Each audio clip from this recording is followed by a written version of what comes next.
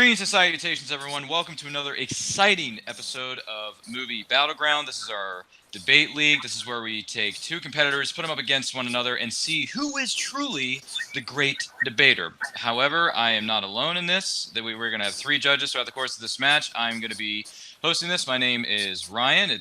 I'm happy to be here. This ought to be a really exciting matchup between these two competitors, but I am not doing this alone. I'm going to introduce my for second judge here, and that would be the one and only. He is the doppelganger to Peter Jackson overseas in New Zealand. He is Malcolm. Malcolm, how are you doing tonight, sir? And are you ready for this matchup? Yeah, this should be a really interesting debate. I don't know much about Ash's debate skills. I don't think I've watched one of his debates before, but Matt's kind of the originator of this league, so it should be interesting to see what he can do. I think I've debated them against once. I don't know. My memory's going on me, but yeah. Oh, excellent. Well, we're very happy to have you here. Excellent job on the haircut. See, you changed your look a little bit, but it's fantastic and whatever works for you. However, we do have another judge that is in this lovely mixture of ours, and that would be the one and only Dan Skip Allen. Dan, how are you doing tonight, good sir? Hey, I'm doing a great. I just got to see the Aladdin trailer. Now I want to vomit. I think that sounds about right. Are you excited for this matchup between these two competitors tonight? Yeah, as a matter of fact, I am. I don't know a whole lot about these guys other than Matt's been working with me with the judging in the Battleground matches, and Asher, I've only seen him a couple times in like trivia matches and stuff. So it'll be interesting to see what kinds of points and things that they say, because I really don't know a lot about these guys. Absolutely. It's definitely going to be very good to see these two competitors debate. Let's do the proper introductions, and introducing first, I'm going to go to Matt. Matt, this is going to be a heck of an interesting matchup here. We got two entertaining individuals, and you certainly, sir, are one of them. How are you feeling about tonight, and are you excited? I mean, like Dan, I saw the Aladdin trailer, and I am kind of scared right now. I'm not jiggy with it, but I'm pretty excited for this match all around. I know Asher's a real good debater, so it's going to give me a challenge. So it's going to be very exciting. Yes, sir. And last but certainly not least, he is one of the competitors I like to refer to as a national treasure in these fan leagues, and that is the one and only Asher, my man. Asher, how are you doing tonight, and how do you feel about going into this matchup? Well, National Treasure is a great movie, and for you to say that to me is very, very thoughtful. Thank you so much, Ryan. I really appreciate that. How am I doing? Well, I have a headache, my shoulder's fucked up, and I just woke up from a 2-hour nap, so I'm ready to kick Matt's ass. How am I doing? I'm ready to win. I'm ready to argue. I'm ready to debate. I'm ready to have fun. But, you know, winning is what is, at the end of the day, going to be important. I faced the best of the best in Greg Weinstein, even though I know he pronounces it the other way, and I don't care. You got to pronounce the man who started that name out. And also, by the way, I don't know why it's not called Eisenstein, because that's a movie reference. But I don't know. And I've also faced Subrath, who's also an icon of the league. And had fun with that match, and I'm ready to face a third icon of the league. I keep facing icons for some reason. I don't know why. I wish I was National Treasure. You're this close, Matt. You are this close. But without any further ado, let's get into this. Movie Battleground, shall we? So we have 3 predetermined questions, and each competitor was given the chance to prepare an answer to those questions. Real quick, the rules for this match are as follows. We have these 3 questions pre-prepared for both competitors. They will have up to 2 minutes for their opening statement. Then we will have 5 minutes of the two of them debating.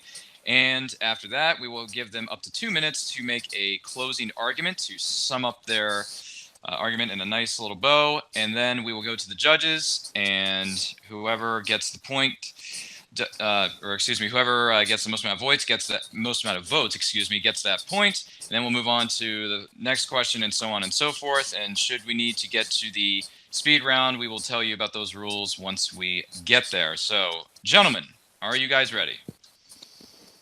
Yes, Yeah. sir. Judges, are you ready? I'll take that as a yes. Two thumbs up from old school system. Yes, We're we're giving ready. two thumbs way up for our leading. All right, moving on. Anyway, first question that we have for tonight is, which DC superhero that doesn't already have a movie made or in production should get a movie made about them specifically?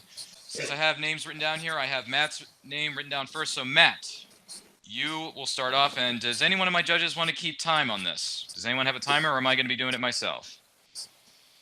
Probably should have asked that beforehand. Are you I doing think it, Malcolm? Malcolm I has a can't timer. hear you. You're muted. They're all muted.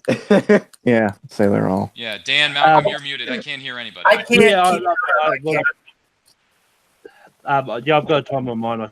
I can do the timer. So Okay. Okay, thank you so much, Malcolm. I probably should have asked that question backstage before we went on air in front of 20,000 people, but that's okay because, hey, things happen. So, Matt, you're going to have up to 2 minutes to make your opening statement, and time begins whenever you start talking.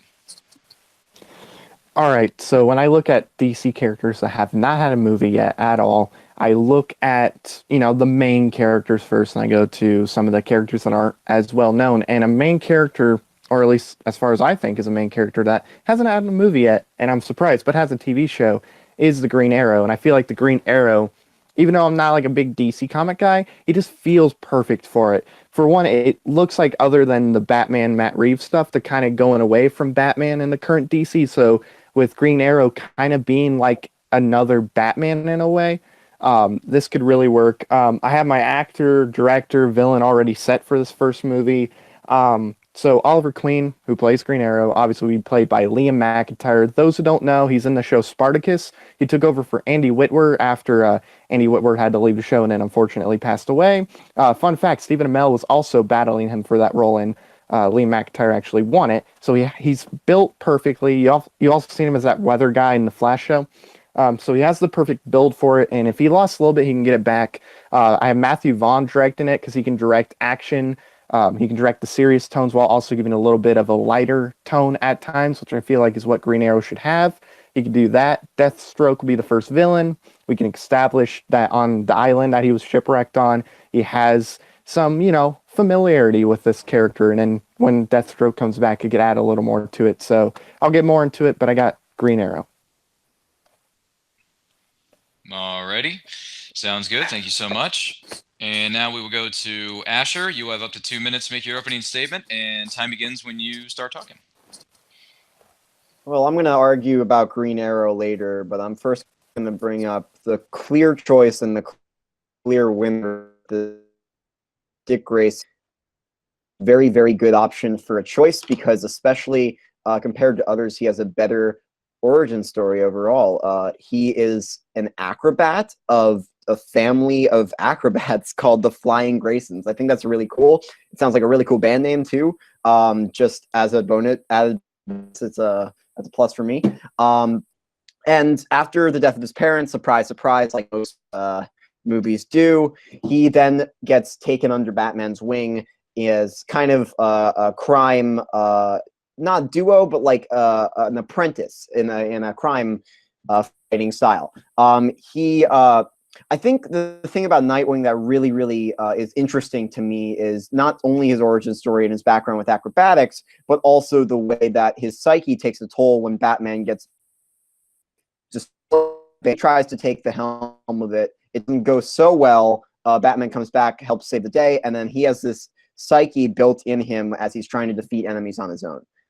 So I think that's the biggest thing for me. I'm gonna say my actors now. I think Timothée Chalamet would be actually the perfect Dick Grayson and the perfect Nightwing. I know that's a very controversial choice, but I think that he could do it. And I think that the best person to do this would be Alfonso Cuarón.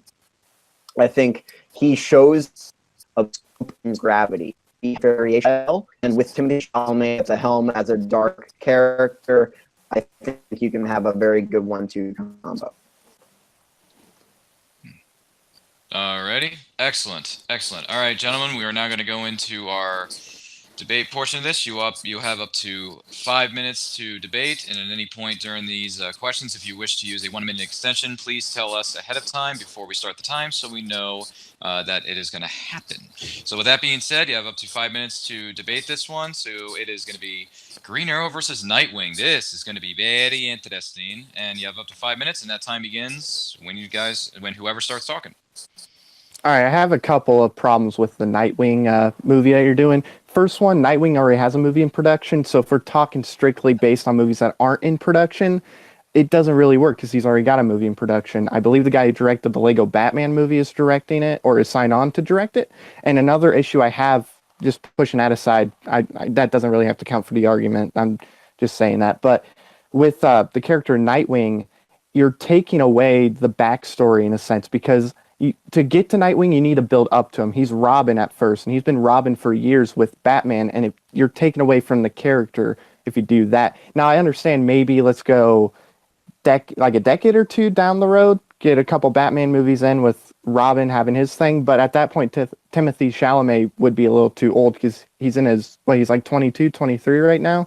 So by that point, he'd be like 30. So Nightwing's more of a young adult, and I don't know, you would have to hope that Timothy Chalamet actually looks young at that point, but you just never know with actors just based on genetics and whatnot. I don't know, dude. Have you seen his face? That is a baby face. First of all. Second of all, I'd also like to argue that I'd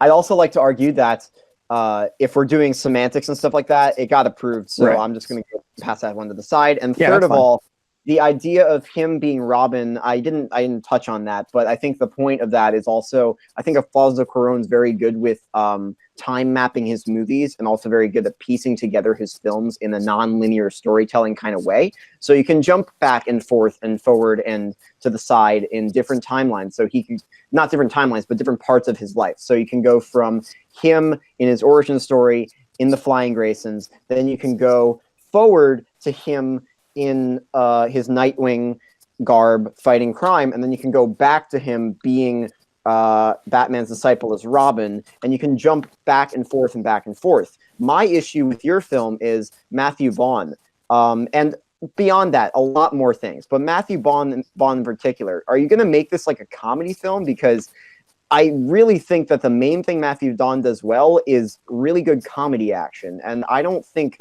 the Green Arrow is a very good quipper. I don't think he has a lot of humor to him, and I don't know if it's going to just be trying to be another Hawkeye ripoff. Well, he's done movies that aren't like comedy based in the past. He had a movie with Daniel Craig like back in the day, I believe it was his first or second movie, that wasn't like a comedy. It was more serious in the sense that I believe had some comedy beats in it, but it was very light. And also you look at X-Men First Class, he directed that. It had some, funny moments in it, yeah, but it took itself serious most of the time. And he has the capability of doing that. He's proven he's a good enough director to where as long as he's able to tell a story, that shouldn't matter at all. He's proven he can do the dramatic things in the past. So that's not going to have an effect on that. And with the whole flashback thing that you want to do in Nightwing, that was a problem a lot of people had with Man of Steel, because a lot of the movie did have flashbacks until the halfway point mark. And that, it kind of throws the flow off. And yeah, Alfonso Cuarón's good. I just don't feel like he can do Nightwing well, in a sense. Like, he's a great director. He just doesn't feel like the perfect fit to me, just based on his directing style. Okay, so if you watch the scene from, I know I'm speculating on one scene from Children and Men, but I think it tells the entire story. If you look at one scene from Gravity in particular, you can clearly show that this guy knows action. And if you look at Roma with his long takes and his incredible scope and depth of the character, especially in Roma, where it's just long takes galore and you just look at the character's reactions for long periods of time, that's a clear winner for me as to seeing how this character gets built in his own mind as a person, as a crime fighter, and as his own hero. In particular, Children of Men is the car scene where they're driving down, and not the villains, but like the riot happens, and it's all in one take. The lead actress Julianne Moore gets shot. They have to drive backwards. That's all in one take. It's wonderful. Also in Gravity, a one-take scene with the opening is great. So if you get that kind of action in this film, it's going to be it's going to be tense, it's going to be heart pounding, it's going to be great. Timothy Chalamet, I'm just going to point out, I think is a perfect one for this role. He just did Beautiful Boy. He did Hot Summer Nights before that. And then before that, of course, he did Call Me By Your Name and a slew of other Oscar-nominated films. But I think the main reason I would choose him as an actor is because of his range. And I think he could also do Gritty, which I don't think he has done yet, but I think he has a wonderful balance of range. Really good arguments, but before we go over to our judges, we are going to go to closing statements. So, Matt, up to 2 minutes. Clock starts whenever you start talking. All right. So here's my thing. Once again, with Nightwing, I feel as if the character as a whole, he needs to have movies fleshed out where we see him develop into Nightwing. We can't just do flashbacks because unlike with Superman, where his whole thing happens, he goes through an arc in it. His character goes through an arc, and if you just do flashbacks, it does hurt it in a little bit, and you don't get what Nightwing is in the movies, or in the comics, I should say. And then also, like I said, Alfonso Cuarón, I just don't think he's a perfect fit for it. Yeah, he's a great director and all, but I just don't feel like, especially now where he's been focusing more on like Roma and like the more dramatic stuff, I don't know if, like, and Nightwing does have humor in him too. I just don't think he can translate that too well. I think there's other directors that would do a lot better of job. And then also, if we're going with Robin, continue on, Timothy Chalamet wouldn't quite work out in that way, but that really doesn't count in this argument. But with Green Arrow, Matthew Vaughn has proven with movies in the past, Star whatever, there's a couple movies he directed that have a lot of dramatic moments in it, and he directed, I believe his first or second movie is a drama that has light tones, so when you say he can't really do the dramatic stuff and he's only a comedy guy, comedy action, just watch some of his past stuff and that will definitely prove it wrong. Look at X-Men First Class, for example.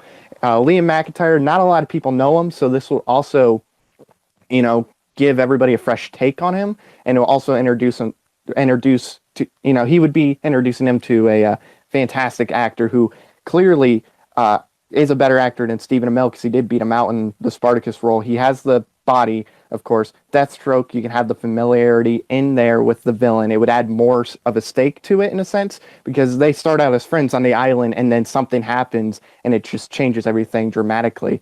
You would have a very similar storyline to the show in a sense, but yeah, so that's my pick because I see Malcolm count. And I can't use them in an extension of that anyway. So, but yeah.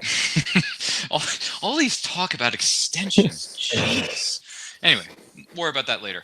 Asher, my man, you got up to 2 minutes to wrap this thing up in a nice, pretty bow, and the clock will begin once you start talking. So if your point about Alfonso Cuarón not being a good director is because now he's doing drama, I would argue the same exact thing for Matthew Vaughn. Now he's doing comedy action films with The Kingsman. It's the same exact thing. You're not going back. If you're talking about the historical past of his filmography, then Alfonso Cuarón's a perfect bet at the same time. That's a bullshit argument. Second, I think I haven't argued that much against Arrow, so I'm just going to go for it. It's already a TV show right now. Do you want to watch another movie of the same garbage over and over again?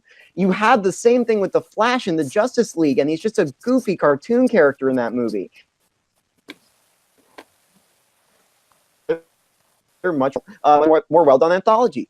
I don't understand why you want to watch a movie about a character who's already been super fleshed out in a TV show already and still going on. I don't get it. My point is I'm going to see Nightwing. I'm going to see a movie about a complex character who has many different facets in his life, who has many different villains to face. And by the way, my villain would be Killer Croc, I think. Many different villains to face, directed by a wonderful director, played by a very good actor with very good range and a very great face to play that character and to play those reactions. Probably good at acrobats too. I don't know, but that's where we're going to go. That's the story. That's how I'm going to build it. It's very good with non-linear storytelling, and it's very good compared to a film that has a TV show in its midst already that's done the anthology the entire time. And it's just fatigue to me. I don't get it. All right. Excellent. Thank you so much. So after that, several good points were brought up. I will actually start this one off and share my thoughts with the competitors now. Both of you guys brought up some really good points about who you would want to who you would want to see direct this thing, who you would want to star, where potentially the story could go. Both of you did a good job of that. However, I will say I feel like Asher brought up a really good point where Alfonso Cuarón has done so many good things in the past, but he's also got the Oscar buzz currently going on with Roma. And with DC characters that haven't been brought to the big screen and haven't been really given the chance as of yet, I feel like Matt's pick with Green Arrow, it's currently going on in the TV realm, and the movie side I don't think is quite ready to see Green Arrow just yet, because we've been exposed to that character at least for a good amount of the audience in the TV realm side of things. So with that being said, I'm actually going to give the point to Asher because I like some of the picks he had, and also where the story could go, and the actor choice with Timothy Chalamet, be a young star, really up and comer, is really coming into his own. I thought that was brought up really well. So with that, I'm going to give my point to Asher. So I'm going to go over to Malcolm next. Malcolm, what did you think about these arguments, and who would get the point in the end here for you? Yeah, this was definitely a tough one. I mean, and for the record, I accepted Nightwing as an answer because I did my research when it was brought up, and it's been announced as a movie, but as of yet, from what I could pick up, there hasn't been any sort of pre-production done on it, so that's why I accepted it. So yeah, just thought I'd get that out there so no one shoots me down. So, but as for the arguments, I'm actually thinking opposite to you, Ryan. I think Matt had this lightly because I think he managed to shoot down a lot of Ash's points that he brought up, like when he brought up Alfonso Cuarón about him thinking that Alfonso's not really his style, probably won't work for a Nightwing movie, and I really liked sort of Matt's pitch for Arrow as well, and I think for Asher, I think nothing against him. I think he didn't shoot down Arrow as much because I think one of his major points that he brought up was that it's a TV show and everyone's already familiar with that story, but then again, everyone's familiar with Spider-Man and Batman, and for the same reasons, they keep getting movies. So, I mean, but not that Matt said that in his argument. If he said that, it'll be a slam dunk for Matt. But yes, but my point still goes to Matt anyway. So, alrighty. So Dan, no pressure, man, but you got to break the tie here. Dan, what are your thoughts on these two competitors' arguments, and who is going to get the point in this one? All right, so Asher chose Nightwing. Dick Grayson, he's a acrobat. He's part of the Flying Graysons. He's Batman's apprentice. He chose Timothy Chalamet and Alfonso Cuarón. He's a baby face. He wants to do a story where it's going back in time and then going back to the present day to show some of the dramatic stuff that happened to Dick Grayson when he was a child, and then fast forward back to the present where he's Nightwing. Matt chose Green Arrow, where he thinks he's another Batman. He's another version of Batman. He picked Liam McIntyre from Spartacus. Matthew Vaughn to direct. His villain would be Deathstroke. And he made a point about Nightwing has a movie in production. I believe it's supposed to be a made-for-TV movie on TNT, I believe. And Malcolm's right. It is not started any pre-production. He doesn't like the idea about how you need to take away the backstory of Robin because we've already seen the Robin's backstory. But I want to go off on a couple points here that I thought were really good that Matt made. You have Alfonso Cuarón as a director, and I honestly think that what Matt was saying was about Cuarón. He wouldn't direct a movie like Nightwing. This isn't the kind of movie he would direct. So that's a point where I thought Matt made a very good point. Where I agree with Asher is I think he really made a good choice with Timothy Chalamet as a Dick Grayson type. He could learn the gymnastics and stuff like that. He would be a very good point. And then where Asher got on Matt was that we've already got a TV show about Green Arrow. why would people want to go see a movie about Green Arrow? We've had, however, 7 seasons or whatever of a TV show. What more could you do with a Green Arrow TV show? But what I want, the choice that I'm going to make is based off the directors and the actors. I think that Asher went with people that are in a bigger public eye, and that Alfonso Cuarón and Timothy Chalamet, what a combination they would make together. Where Liam McIntyre, I don't think anybody knows who this guy is. So I don't think you could make a movie with a guy that nobody knows who the heck he is. And I think Asher, for that point alone, picking decent director in the public eye and a great actor who's been nominated now for an Oscar and whatever, and Alfonso Cuarón. So I'm going to go with Asher on that point. All right. Asher goes up 1 point, and as we go into question number 2, the question being presented to the competitors is, and this question is going to be very, very a good little debate here. Especially, I think one member of this judges panel is very curious to see what's going to happen here. I won't name names though. Don't hold So your the breath. question, yeah, sure. So for question number 2, it goes a little something like this: what is the best Peter Jackson movie?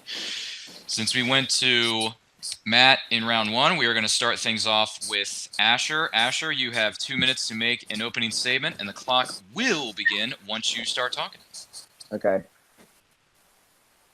So the question isn't what's the best Peter Jackson movie. The question is what's the best Lord of the Rings movie. I mean, it's basically that. Peter Jackson's directed a lot of films, but the top 3 of films of his all have the words Lord of the Rings at the front. So I'm just going to choose the best one, which is The Two Towers. It's a perfect sequel. It's very hard to make a sequel compared to a third closing tied button end of note movie. Like Return of the King, which is what he's going to choose. But you know what? That's fine. I commend him. All 3 movies are great.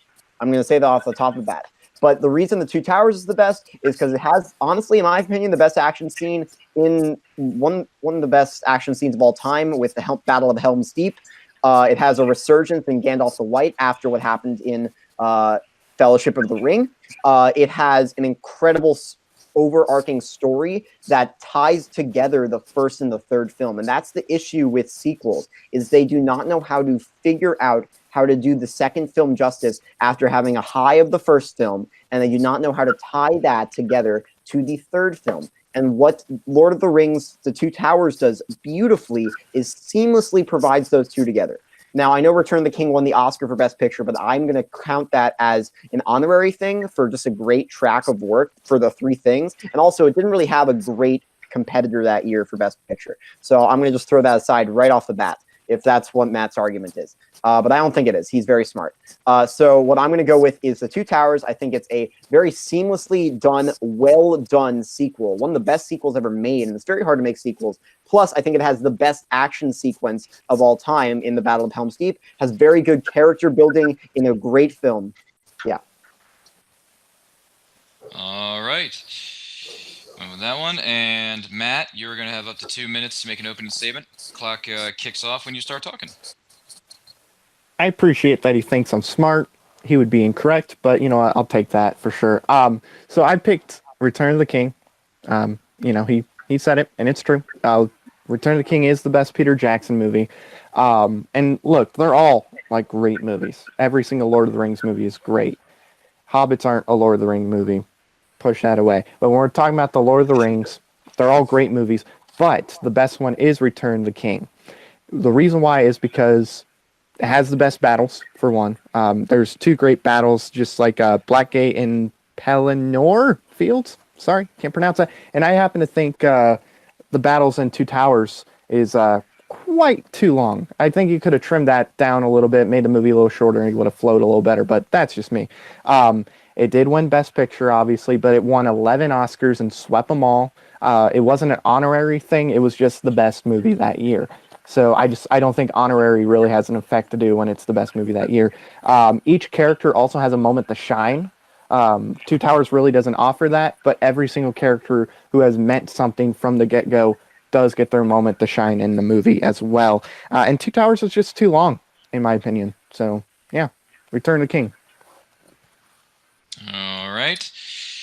And we are going to go with you have up to 5 minutes to debate this one, and the clock will start once someone starts talking.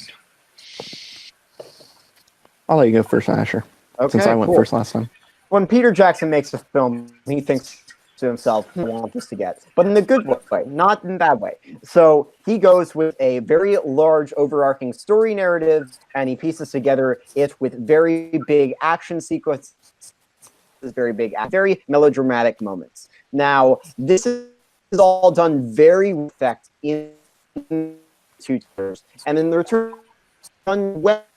But I would say that it's very hard. I know this is going to be like my hitting it home thing. It's going to be my I just think that it's going to be an issue of trying to build a world in which characters really get fully fleshed out and really get built.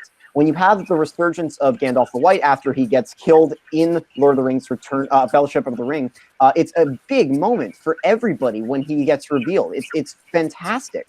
It's wonderful. It will elicit emotion that you do not expect from a fantasy movie, which is great. It's far beyond the fantasy movie. It is a drama. It is an action film. It is a film for all ages, honestly.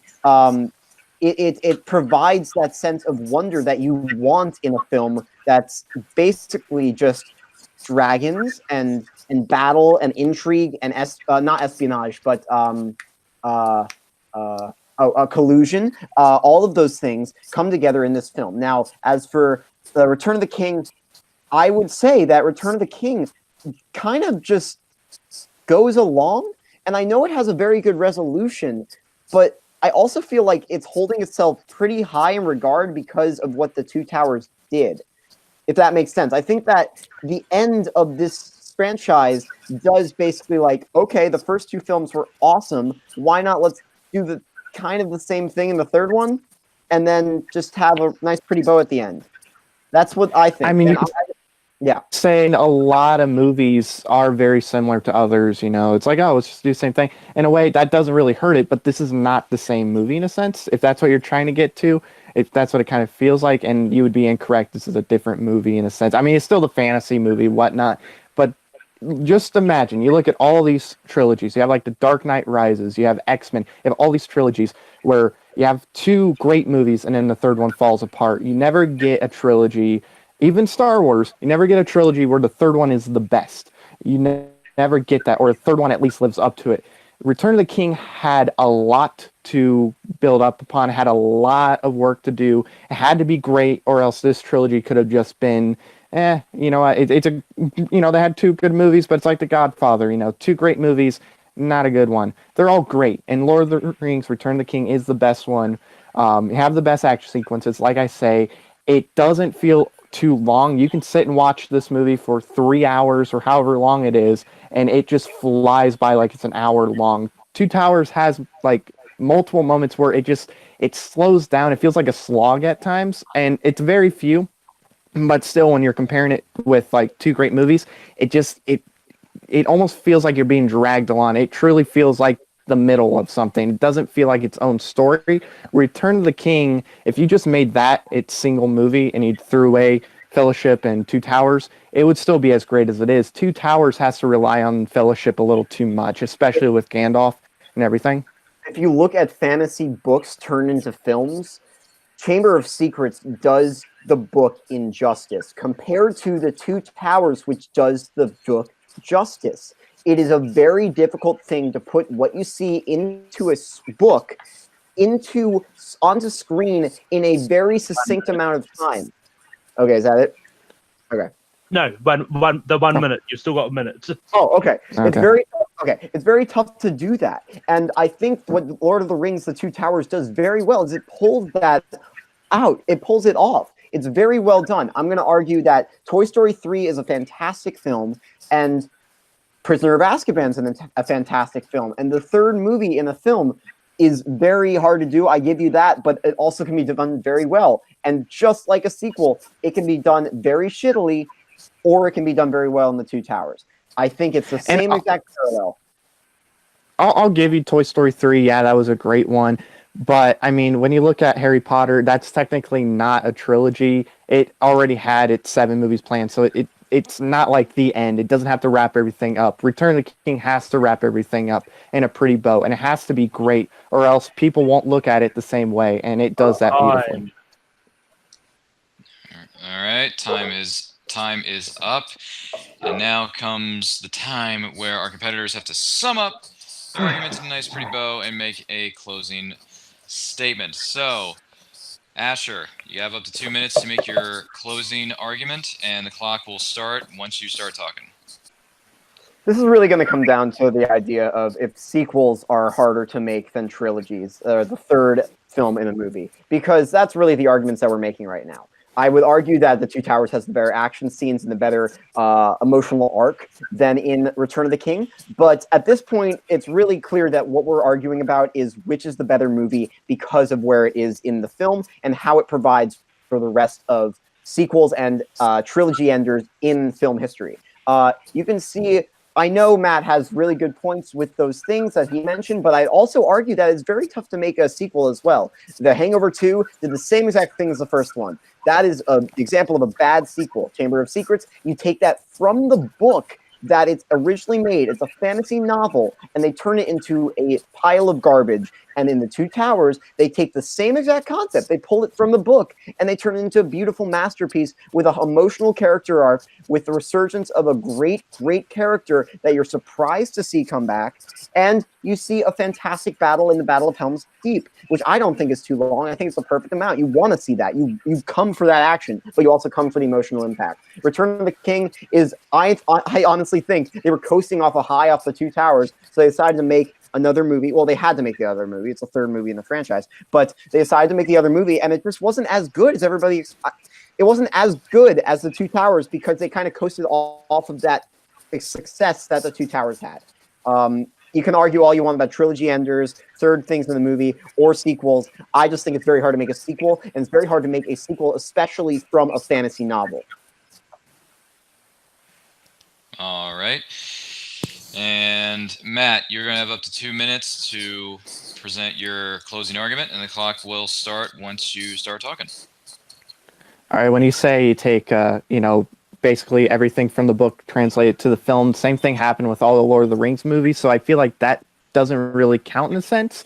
And to me, Helm's Deep, I didn't even remember the battle until just now. I knew it was a very long battle, and I feel like you could cut half of that battle out, and it would make the movie shorter. It wouldn't feel as long. There's moments you can cut out of The Two Towers that are very slow in a sense compared to some of the other movies. I know Fellowship has a lot of walking, but still, you could have cut that out and it would have improved the movie, and it would have maybe made it the best movie. My movie, like I said, won 11 Oscars, including Best Picture, Screenplay, Director, cinematography, so on and so forth. It's won all the Oscars, and it's not because it was in a weak year. It was because it earned it. It was a masterpiece, and it earned all of them. And when you look at the end of a trilogy, in a sense, you look at the Godfather trilogy. First 2 movies, great. You get the Godfather 3. You look at X-Men. First 2, great. Last Stand, I mean, there's so many trilogies, a lot more than, as far as the enders of the trilogy. There's a lot more third movies that are bad compared to sequels that are bad. You look at The Dark Knight. Dark Knight Rises is a big, major step down. Lord of the Rings, Return of the King had a lot to build up to, and it just exceeded everybody's expectations. This movie could have been a disaster, especially with a 3-hour runtime, and it knocks it out of the park. Every character gets their moment that mattered from the get-go to shine, and they get great, great moments, some of the best in the entire trilogy. And like I said, the battles like Blackgate and Pelennor, whatever you want to pronounce it, field, fantastic battles. Blackgate's very inspiring. Return of the King, masterpiece, best Peter Jackson movie ever. Holy shit. Oh, man. I'm sorry, those last 2 words just... you boys have a funny way of ending your sentences sometimes. But anyway, that's not part of this argument. The point is, we're trying to answer what is the best Peter Jackson movie. So, since I went first in round 1, I'm going to go over to the man, the myth, the legend, Dan Skip Out I want to know what your thoughts are on this argument between these two competitors and who, in your mind, in your heart of hearts, gets the point in this round. Who are you going to give it to? All right, so Asher picked the Two Towers. He said it had an overarching story. It seamlessly ties 1 and 3 to 1 and 3 together. Great review with Gandalf. And Matt chose Return of the King. Great. All the films are great, but this one's the greatest. It has 2 great battles. He also said Two Towers had a battle that was too long and it was too slow.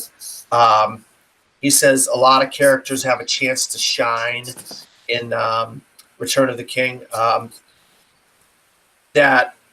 And they're different movies. Return of the King and Two Towers are different movies, even though they're part of a trilogy. And Return of the King had a lot to build toward. And Return is the best of the trilogy. Where I thought Asher didn't do a good enough job is he didn't go after. He didn't try to tear down Return of the King. He said he knew Matt was going to pick that movie, and he knew it was a great movie.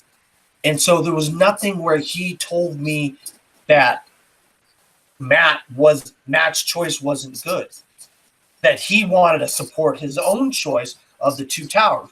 But where Matt did that was he talked about the Oscars, talked about the other so many trilogies that the third movie is bad. And for those reasons right there, I'm going to give my point to Matt. Alrighty.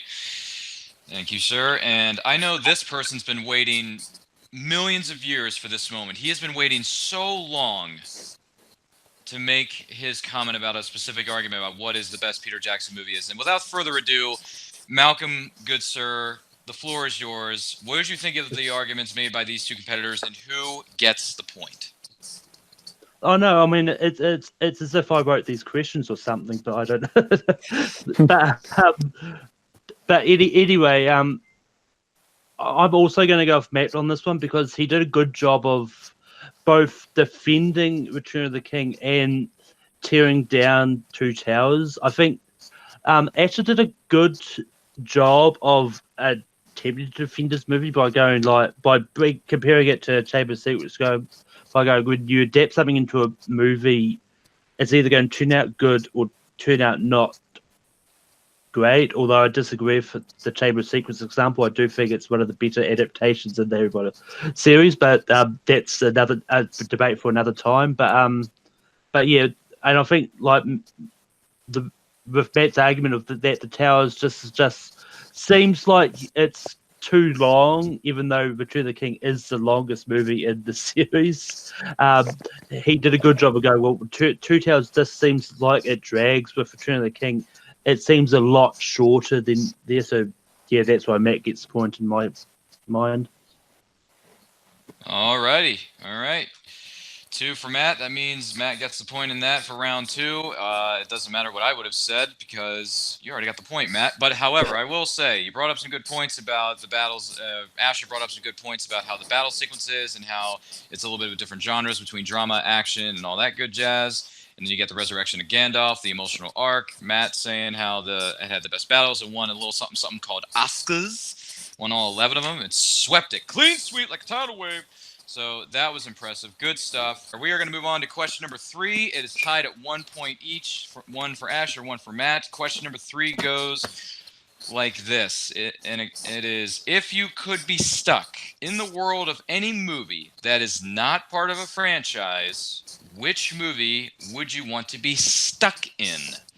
Since Asher went first in round 2, we're going to go back over to Matt to kick things off and make his opening statement. Matt, you will have up to 2 minutes to make it, and the clock will begin once you start talking. The floor is yours. All right. So before I give my answer, you guys are going to say, oh, it's going to be a franchise eventually. It's not yet. Ran by Malcolm. It was approved. don't yell at me. Don't yell at Malcolm. It's technically not a franchise yet because those movies are going to be probably delayed for another 50 years. And I'm going with, of course, Avatar, if that didn't give you a hint big enough as it was. When you look at Avatar, specifically Pandora,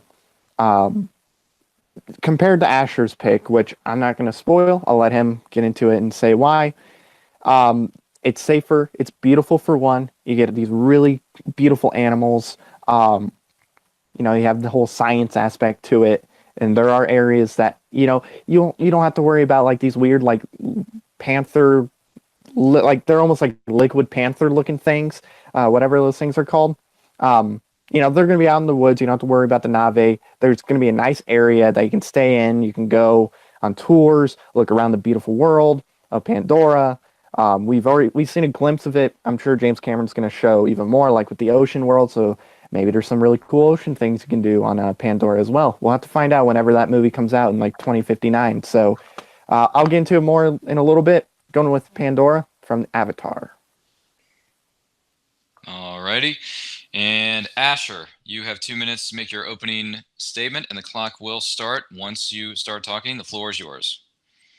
So how I read this this question was, what is the best world that I would live in as a normal person? As a normal person going through life, what is the best world that I would live in? And I choose downsizing because in this world, shrinking ability is discovered. And if you want to be a billionaire, which you can be with your life savings, you can downsize and become a billionaire. That is incredible. You could live your best life as just a microscopic figure, be a billionaire, party all you want, have anything you want, and be happy. That is the dream. Now, as for your movie, it's Avatar. By the way, The Last Airbender, very good choice. Really like that idea. Good choice. But going forward, Avatar, if you're describing yourself as being a human on Pandora, you can't breathe. I want to make that clear. You can't breathe correctly. So you're basically stuck in space, essentially. And second of all, if you're going to be like in that little resort area that the humans are in, I'll get into it later. But what I'm going to say is I think downsizing is the better option because it's in real life. You get to be who you want to be. And I'm already short. So why not get shorter? Okay. That's really what I think when I'm going into this question. Alrighty. And we are going to go into the main portion of this question, which is the 5-minute debate. And the clock will start when whoever starts talking starts talking. The floor is yours, gentlemen. Okay. Have at it. Okay, so for the breathing thing, I want to get that out of the way. They have technology that they can, they can give you a breathing mask or they can give you something that you can actually breathe on Pandora with. We've seen it with the scientists, or not the scientists, like the people that went to Pandora, with whatever his face is. Guy they try to push us in or push the guy who played. Okay, push that away.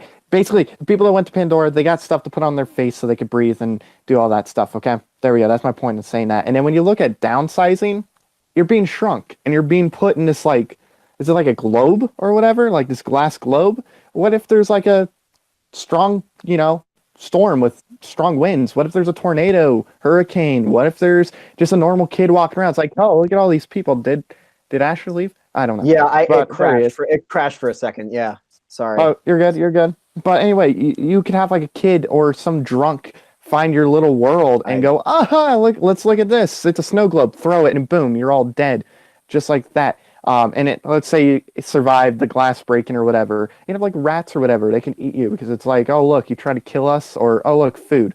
I feel like your world is the most dangerous world you could possibly choose because you're so tiny, and people could just easily kill you without really doing much. Did you notice the dome around things? I mean, there's a dome. But people can push the dome, break the dome.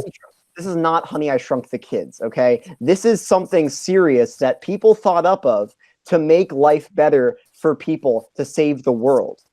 I would be doing a service to the universe by creating myself in a smaller image. Not only would I live life better, but I would also be doing a service to save the world. How great is that? That's a really good feeling. And plus, I would get to party all the time. I get to have fun, and I'd also just be who I want to be in a shorter lifespan, not a lifespan, in a shorter stature. I'm going to go after Avatar for a second. You said that you guys, if you're going to be a human, you're going to be a human, right? I didn't really hear that because it cut out, so I just wanted to make sure. I mean, you can be human, you can be Nave. You're basically going to the world. They give you the proper equipment you need to live. Okay, how I saw this is that you're going to be a human, and if you get the proper equipment, you're going to live. I think the Na'vi are going to revolt very quickly. They realize that you're living on a patch of land where the army took over, and they are going to attack they're going to attack Pandora for unobtainium or whatever the thing is called. You really think that the Na'vi are not going to take a stand for that? Watch the movie. That's exactly what they do. And they're going to go after all the humans in that patch of land, and you're going to get destroyed. You're going to die. If you think my thing is dangerous, you cannot breathe on your world. If your technology doesn't work, you're screwed, and you have an angry group of individuals who will kill you because you're trying to destroy their world and steal their resources. I know not you specifically, but the army that was there wants to do it, and you are part of that race and part of that species, so that makes you a liable culprit as well.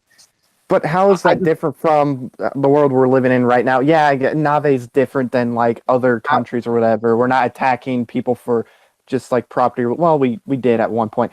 But if you're, looking at Pandora, it's basically like Earth. You need something to help you breathe, which, I mean, as we've seen in the movie, they're so advanced in technology, you don't really have to worry about that at all. Yeah, until the glass cracks and they can't breathe, just like in the end, yeah.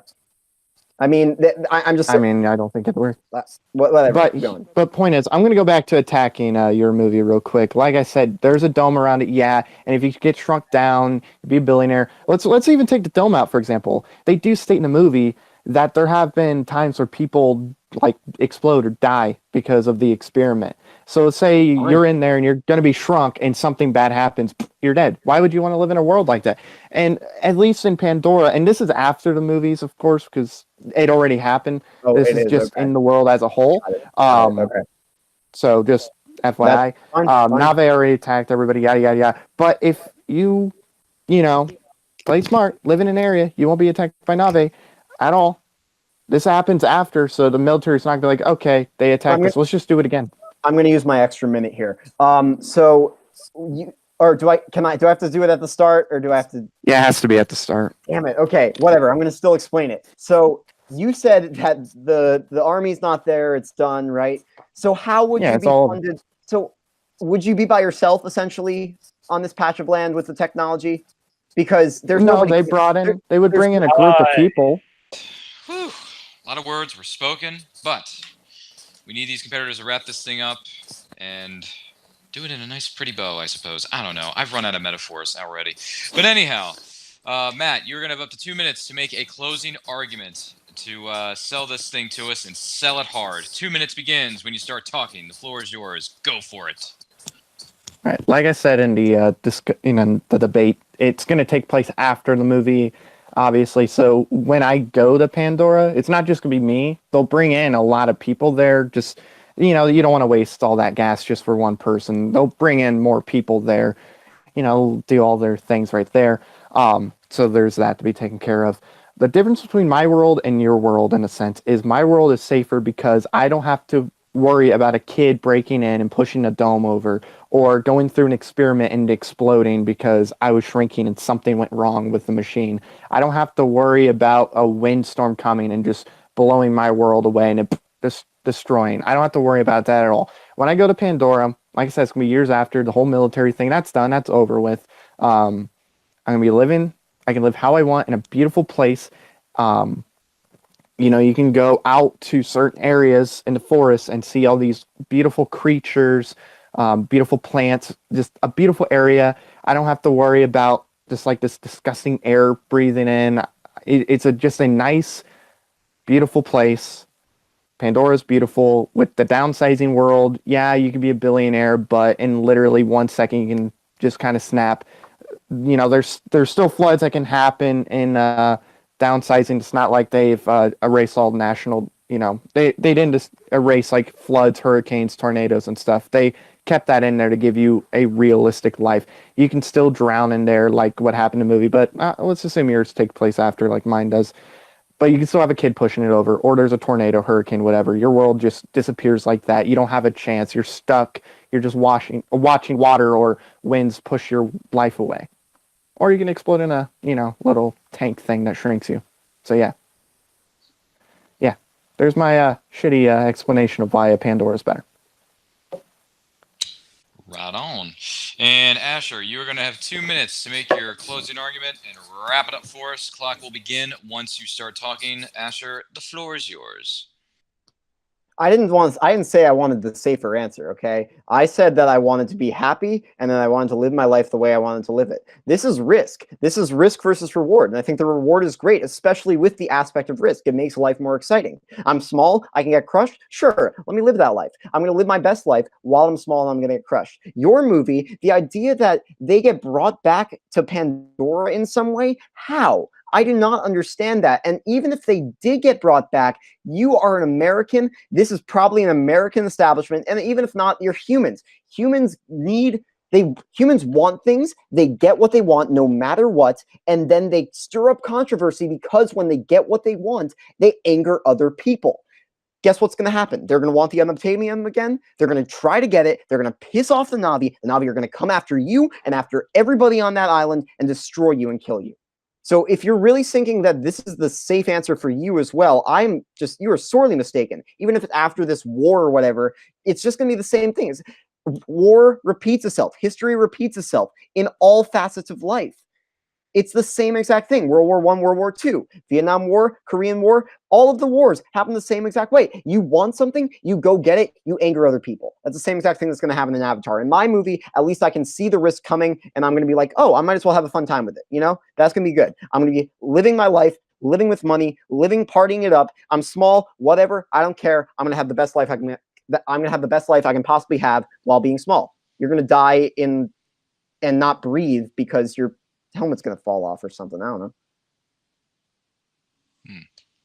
Alrighty.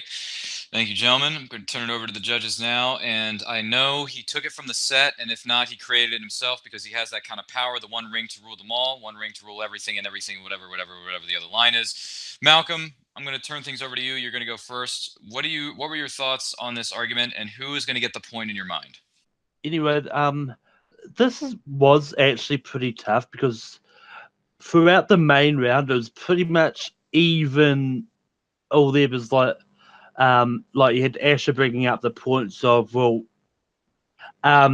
the war may start again, like the Na'vi may not trust you, and then you had Matt bringing up all these good points about if you're small and in this world, like you maybe some wind may come along with a drunk person who didn't want to be shrunken will throw you all over the place and smash you on the ground. So this is very tough, but for me, I'm going to give it to Asher because it is closing argument. He sold it to me because he brought up the point about how history does tend to repeat themselves. Like he brought up references to like World War II and Korean Wars. Like humans just don't learn their lesson and tend to start wars again when they decide they want something. So I mean, and with that, I think. It's just lean me slightly to Ash, but it's pretty much a close debate. So, alrighty. So that is you said you're giving the point to, you said Asher, or okay, just making sure, because a lot of words are being spoken. Anyway, I will present to you my thoughts on this one. This was really tough for me because it was a seesaw constantly throughout, kind of like what Malcolm was saying. It was a seesaw. On one side, I was going towards Matt, then I was going back to Asher, but then Matt brought up something, then Asher brought up a few good points. With Matt, he says that it's safe and it's beautiful. It's something you may see on a pamphlet or a hotel commercial. With Asher, he's saying, you can party, you can live your best life, you can be happy, you can have some good old-fashioned fun, and you can become a billionaire and all that good stuff. And shrinking may not be all that bad. And no, this is not Honey, I Shrunk the Kids, so I did not bring that up. I did not write that down in my notes. Just saying it, because those are two different movies from two different people. Anyway, So, but with the closing arguments is really what brought it home for me, and that is what Asher was saying, that you know the risk, you know what you're getting into, but yet you can still, in a way, you can live your best life. You can have fun. It can be real. It can be awesome, and all that good stuff. So, with that being said, I'm gonna actually give this one to Asher, but it was very, very close, and Yeah. both of you did a really good job on this question and on during the course of the argument. So, points good to go to Asher. So, Dan, where do you fall on this? Even though, unfortunately, your vote will not count because it's going to go to the Ashman over here. Actually, I thought Matt made enough points for me to go with him, because what he said was, you're in a contained place, but it doesn't mean the outside elements outside of that contained place, whether it be fires, earthquakes, hurricanes, just something happening to the building that the dome is in, destroying the dome, destroying everybody in the dome. Those points really sold it for me, and that he brought up how wonderful a place Pandora is, and how the war is over, and that they're going to live happily ever after with the Na'vi and all that stuff. So I actually didn't agree with what Asher was saying. I really did agree with what Matt was saying, to be honest with you. Alrighty. Oh, that's all good. So, gentlemen, we are actually going to go into the speed round. It is 2-1 with Asher. Matt, you have some ground to make up here, so no pressure though. So we're going to go into the speed round, and in this first speed round question, you will have 30 seconds to make your opening statement and a 15-second rebuttal. So the first speed round question is thus: which, and by the way, first one to say their response to this will get to start first. So the question is, in the speed round, which of these had the better Ben Affleck performance? Was it Argo or The Accountant? Argo. Up. I heard Asher first. Asher, you said Argo. That means, Matt, you are going to be saddled with a little something called The Accountant, as Josh McCouga would say. Okay. But no, it's actually called The Accountant. The Accountant, Josh McCouga. Remember your words. So, Asher, you have 30 seconds, and they start whenever you start talking for Argo. I think playing characters in real life in biopics is very, very hard, especially if you don't really know anything about that character, especially if you don't know anything about their real life. This is the exact example of that. You have a man trying to bring people home who are in danger in Iran, who are being holed up in a world that they don't know anything about. And they are innocent, and he's going to try to stop them by making a fake movie, which is incredible. And The Accountant, I think he hams everything up really too far, and it makes it a little bit insensitive to people who deal with OCD, who deal with these meticulous patterns that go through their head. I think in Argo, he plays a very... Wow, that was 30 seconds. Woo! Yes, okay. as we say in real life, time does truly fly. And Matt, you will have 30 seconds, and those 30 seconds begin when you start talking about the Accountant. The floor is yours. Okay, so when you see the past of what happens with Ben Affleck's character in The Accountant to where he is at the very end and all the arcs it takes, I feel like to put in a performance like he did in that movie was a lot harder than what you would have to deal with with Argo. Yeah, Argo's based on a true story. It's based on somebody, but to me, he was just fine in that movie. He doesn't really give a good performance. I feel like, he gives a decent performance, I should say. I feel like him directing that movie had an effect on that, but with The Accountant, he's able to flourish as, the character he's playing. He's given a good performance in that movie. Oh, we're at. I'm sorry. Jeez. All right. All right. Now I have that stuck in my head. Thanks a lot, Matt.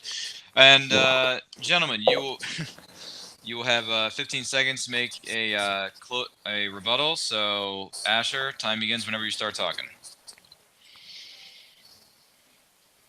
Decent is better than over the top and insensitive, my friend. Ben Affleck puts in a very good performance in Argo, and in The Accountant, he just goes over the top and makes it very insensitive to people who have these mental issues that they deal in the past. It's very simple. It's very, very simple. I don't need to say more. Don't need to say more. All right. Matt, you have 15 seconds. Time will begin once you start talking. He wasn't hamming it up in the account. I mean, he even got some Oscar buzz for that movie. He had arcs in that movie he had to take. What his character deals with is a lot harder to do than what the character from Argo had to deal with. He was fine in Argo. The directing of that movie had an effect on that performance, while in the account he was able to give a performance that people thought he was going to get nominated for. Can I get some extra seconds? No. You know what? I don't need him. You know, there's a little song, Asher, and it's called "You Can't Always Get What You Want." So you got to keep that song in the back of your mind, my friend. You just can't always get what you want as much as you I mean, want. it also says that sometimes you get what you need, but Yeah. Come Malcolm, on. please Listen don't ruin to- my. You're trying to you're trying to ruin my moment here, Malcolm. Please don't do that. Gotta all listen to I'm the the full host. chorus, I Ryan. get all the thunder here. Come on, cut me some slack, Jack. Anyway, before we go too far off the rails, if we haven't already, for the 20,000 people watching at home, this argument, wow, this is tough. Both of you brought up really, really good points. Really good points. Man. However, Asher kind of sold me ever so slightly with how this is it's a true story. It's a biopic and about bringing people home and the journey and that it took to bring those people home, and how excuse me, the performances were good in it, and in order to bring these people home, that kind of a mission that they were undertaking was hard to do. Man, I think I'm gonna give this one to Asher. But I'm going to toss it over to Dan Skip Allen. Dan Skip Allen, what were your thoughts on this one, and who is going to get the point? Asher said Argo, the people had no idea who they are, that it was a rescue mission. He was out there to do a rescue of these people, doing the fake movie. He said that Affleck hams it up in The Accountant. He gives a better performance in Argo. That Accountant is over the top. Matt said the Accountant performance is a harder performance. He flourishes and he doesn't ham it up.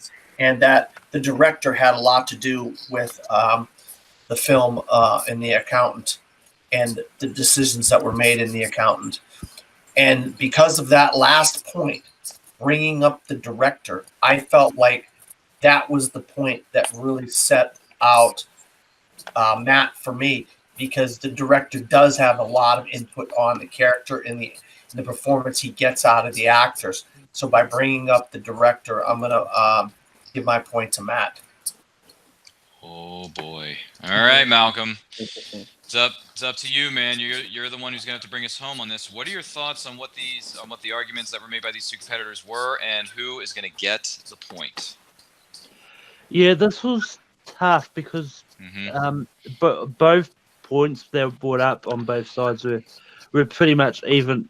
I'm going to give it to Matt slightly because I think when he brought up the fact that Ben got Oscar buzz for The Accountant, and that the director had a lot more influence on it as opposed to Argo, in which he directed the whole thing himself. So that does take it out of an acting performance if you're directing a movie by yourself. Not that I'm saying that performance was any worse in Argo. I still think that Matt gave the compelling argument for The Accountant. Ladies and gentlemen of the jury, we are going to go straight into the final question. This is going to be for the All the Marbles. It is tied at 2 points apiece. 2 for the Ashman, 2 for Mr. Beer. And this next speed round question, we have a few different rules here, and the rules are as follows. You will have 30 seconds to make an opening statement, 20 seconds for a rebuttal, and 10 seconds for your closing statement. And whoever says their answer, whoever speaks up first will get that answer, and then the other person will have to go with the second one. And this question goes like this. And this is going to be, I think whoever came up with this question, boy, they really had to dig down deep into the Marianas Trench to find this question. This is an intriguing one, I'll admit. And the question is as follows, gentlemen. Please listen closely. It's a little bit wordy. Which of these Asian actresses had the better run in Hollywood? Was it Ziyi Zhang or was it Michelle Yeoh? I don't know. Michelle well. Yeoh? Michelle Yeoh? Okay, all right. Congrats, Asher. Asher, Let's you go went with it. with Michelle Yeoh, and you All are right. gonna have 30 seconds to make your opening statement, and that time will officially begin Wait.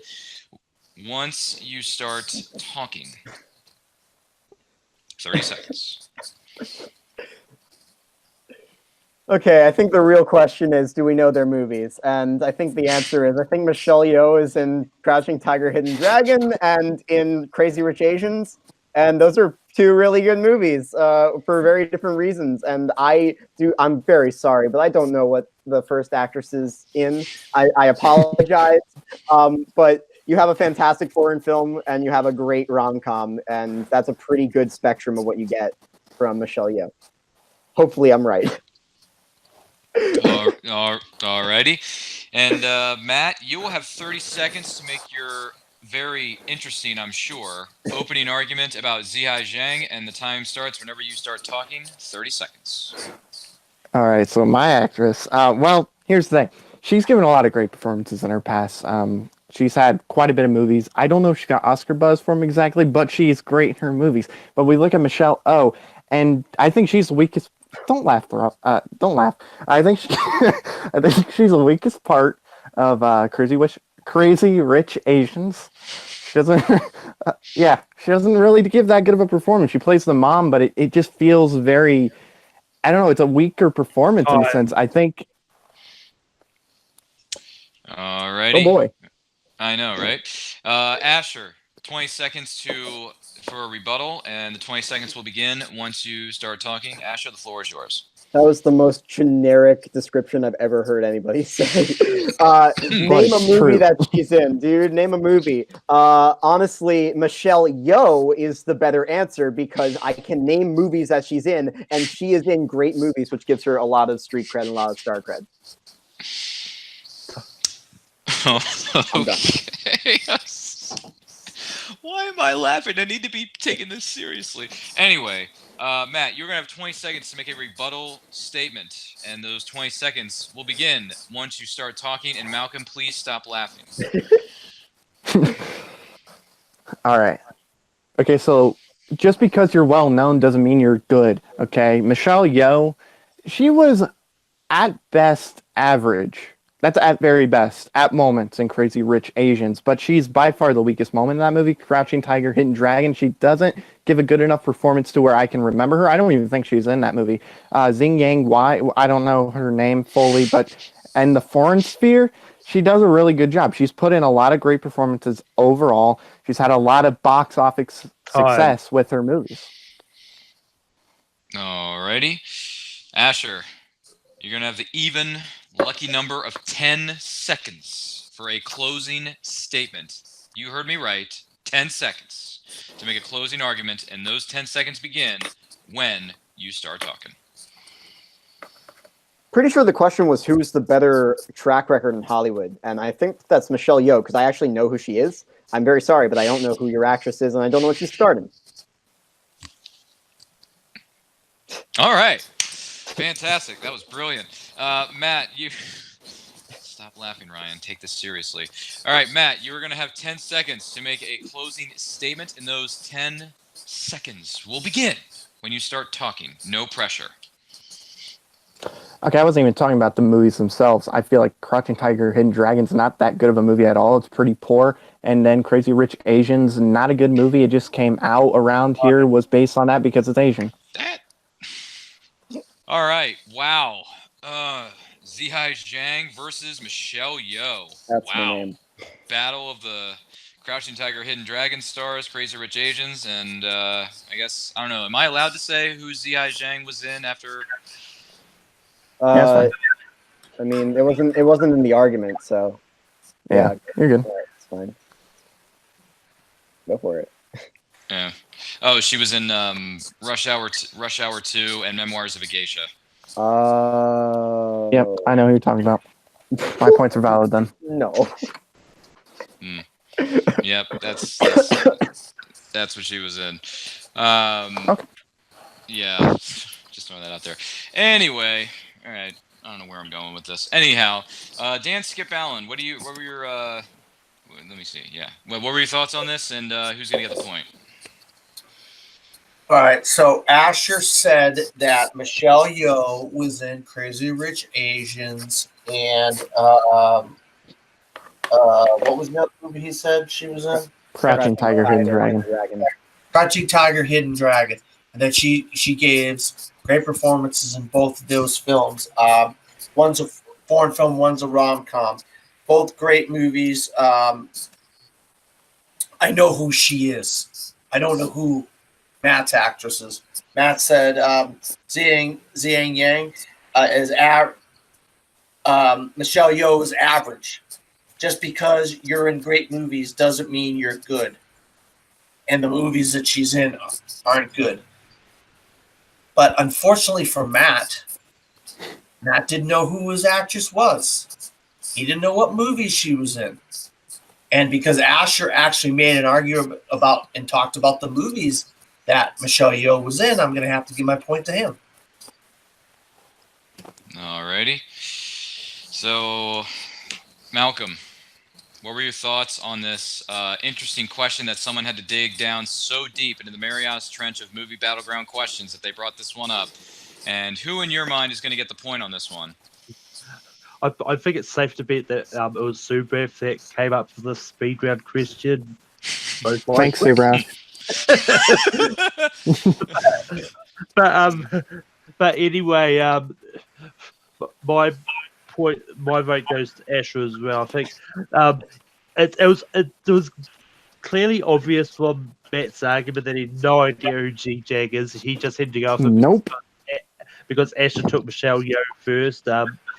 And I think Asher did a really good argument for Michelle Yeoh. So yeah, my point easily goes to Asher. Oh, So all right. I'm sorry, Matt. Yeah, as soon as I heard that, I was like, "Yep, it's over." What happened with the speed round question? Never go. What's going to happen? And your winner, the national treasure, Asher Gold. All right, that was a very entertaining match with some really good arguments. Some good points were made in each one of the rounds. But the speed round, sometimes it may trip you up. Sometimes it could be your best friend. Maybe other times it could be your worst enemy. So we are going to go to post-game interviews, and I'm going to go to our winner, and that is Asher. Asher, how did you feel you did in this match tonight, and what is going through your mind right now since you are the winner? What are you thinking? Well, those glasses hurt, so I took them off. I'm happy for my win. I'm in the green. I'm 2-1 right now. Matt played a hell of a match. Honestly, if it didn't come down to know the actress, this would have gone very differently, I think. To be honest, I was thinking the accountant was better, but I chose... it's really second-guessing yourself, essentially. And I think I did a good job piecing together movies in my head and pitching good movies in my head that I had good ideas about. I think it really comes down to also doing research and seeing movies. And that's what I came to play. That's why I think I'm a good competitor. And that's why I think I can really go far in this league. As for Matt, I really commend him because, geez, that's hard. That's really hard, and he played a hell of a match, and he got me to he got 2 points. Brought us to the brink again, so really props to him. That was incredible.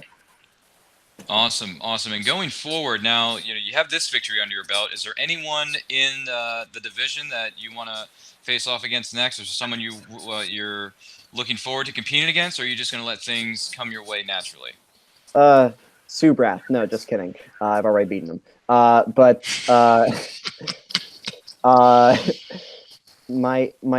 thought is I really appreciate great argument and great banter and great talk. I don't know necessarily who I'd want to face, so I'm going to really let the offers come to me. At this point, I feel like I have a good record and I have a lot of good arguments that I've made to make for good YouTube TV, I guess, is if you call it that. So I think that people coming to me is just the best way to do it. Awesome. Well, congratulations on your victory. Thank Look you. forward to seeing where you go in this division of Movie Battleground. We're going to go to our unfortunate loser, Mr. Matt Beer. Speed round, man. Kind of tripped you up there, but what were your thoughts on your overall performance in this matchup, and what's going through your mind? Yeah, thanks, Subrath. Overall, I thought I did good. Asher proved that he is a force to be reckoned with in this league. I'm actually surprised it went down to the final question. I thought as soon as we got to the speed round, I was done. And I haven't seen the accountant, so I thought maybe if I got the point on that, throwing in the Oscar buzz, which I don't think he actually got Oscar buzz for. I just threw that in as a maybe this will help me. I thought maybe I could have won that last point by just throwing out certain things. Didn't quite work in my favor on that. But no, I'm happy overall, though. I feel like every round was a close fight, so it's nothing I feel like I should feel bad about personally. All righty, man. Well, thanks for being here. You did a good job tonight. And we look forward to seeing you come back for your next matchup against whoever that may be. I'll let the powers that be make that decision because I don't have access to those records because I'm not qualified to look at those yet. So real quick, I want to get my judges' thoughts on this overall competition. Malcolm, the one ring to rule them all. What were your thoughts on this matchup? Any closing remarks?